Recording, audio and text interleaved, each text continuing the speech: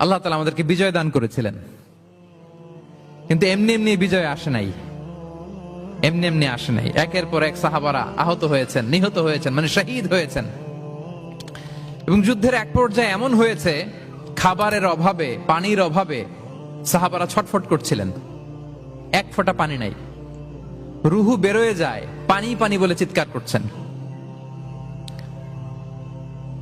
তৃষ্ণায় যখন কাতর, ওই সাহাবীর কাছে পানি নিয়ে আসা হলো, মশক দিয়ে পানি নিয়ে আসা হলো, সামান্য কিছু পানি যে নেন। তো উনি যখন পানি খাবেন, দেখতে পেলেন যে পাশে আরেক ভাই চিৎকার করে পানি পানি, এক ফোঁটা পানি দাও, চিৎকার করছে। ওই সাহাবী বলতেছেন, আমার দরকার নেই, আমার ভাইকে নিয়ে আগে দাও, আমি পরে খাবো। আল্লাহ! ওই দ্বিতীয় সাহাবীর কাছে যাওয়া হলো এই মশক নিয়ে, যে আপনি একটু পানি খেয়ে তার হৃদয়টাকে শান্ত করেন, ঠান্ডা করেন। তিনি যখন পানি মুখে নিতে যাবেন, পাশে আরেক ভাই